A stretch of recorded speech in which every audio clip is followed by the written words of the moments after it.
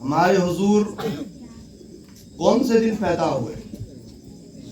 پیر کے دن۔ کون سے دن؟ پیر کے دن۔ اسلام کا سب سے افضل دن کون سا ہے؟ جمعہ۔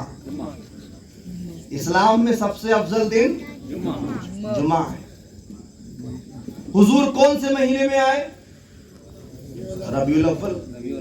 لیکن اسلام میں سب سے افضل جو مہینہ ہے وہ رمضان ہے۔ حضور پیدا ہوئے غریبوں میں، بادشاہ کے گھر میں پیدا نہیں ہوئے۔ اسلام میں سب سے افضل جگہ بیت المقدس، لیکن حضور وہاں پیدا نہیں ہوئے، پیدا ہوئے مکہ میں۔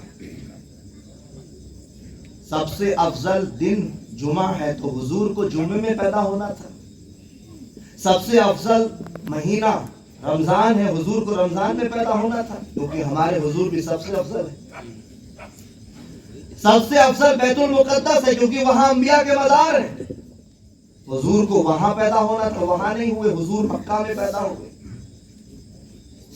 حضور مکے سے ہجرت کر لیتے، بیت المقدس نہیں کیے، بلکہ مکے سے حضور مدینہ پہنچے۔ آخر وجہ کیا تھی؟ توجہ فرمائیں، وجہ کیا تھی؟ جمعہ افضل دن، حضور جمعے میں پیدا نہیں۔ رمضان افضل مہینہ، حضور رمضان میں نہیں آئے۔ بیت المقدس افضل جگہ، حضور وہاں پیدا نہیں ہوئے، بلکہ حضور پیر میں آئے، حضور ربیع الاول میں آئے، حضور مکہ میں آئے، حضور بادشاہ کے گھر نہیں بلکہ غریبوں کے گھر آئے۔ ایسا کیوں ہوا؟ توجہ فرمائیں۔ ایسا اس لیے ہوا، اگر حضور جمعے میں آتے تو کوئی کہتا کہ شاید حضور کو جو عزت ملی ہے وہ جمعے کی وجہ سے ملی ہے۔ اگر حضور رمضان میں آتے تو کوئی کہتا کہ شاید حضور کو جو عزت ملی ہے وہ رمضان کی وجہ سے ملی ہے۔ اگر حضور بادشاہ کے گھر آتے تو کوئی کہتا کہ شاید ان کو عزت ملی ہے ان کے باپ کی وجہ سے ملی ہے۔ اگر بیت المقدس میں آتے تو کوئی کہتا کہ عزت بیت المقدس کی وجہ سے ملی ہے۔ تو حضور کسی بادشاہ کے گھر نہیں آئے، جمعے میں نہیں آئے، رمضان میں نہیں آئے، تاکہ پوری دنیا جان لے نبی عزت لینے نہیں بلکہ نبی عزت دینے کے لیے۔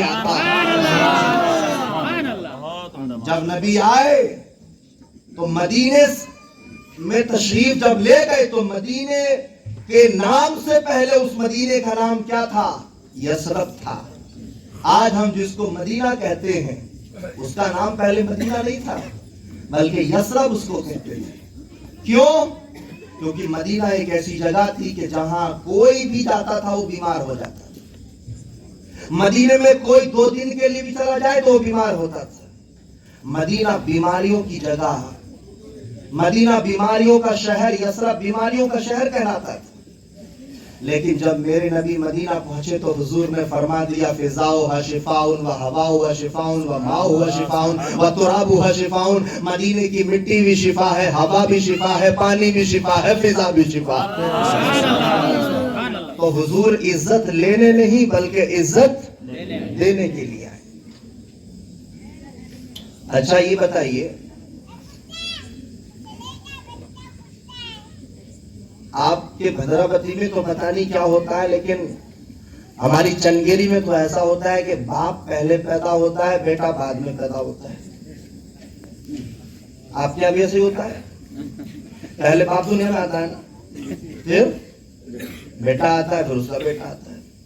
تو ہمارے چنگیری میں تو ایسا ہی ہوتا ہے، پتہ نہیں یہاں کیسے ہوتا ہے۔ شاید ہو سکتا ہے کہ پورے کرناٹک میں ویسا ہوتا ہو، پوری دنیا میں ایسا ہوتا ہے۔ پہلے باپ، پھر بیٹا، پھر اس کا بیٹا، تو وہ دادا ہو جاتا ہے، پیچھے والا دادا ہو گیا۔ ایسی کوئی جگہ بتاؤ جہاں پہلے بیٹا آیا ہو اور پھر باپ۔ توجہ ہو، توجہ فرما رہے ہیں؟ ایسی کوئی جگہ نہیں۔ آپ دکھا دو، آپ یجمان بیٹے یہاں 40-50 سال کے پہلے آپ پیدا ہوئے ہیں، پھر آپ کے بچے پیدا ہوئے ہیں، آپ سے پہلے آپ کا بچہ پیدا نہیں ہوا۔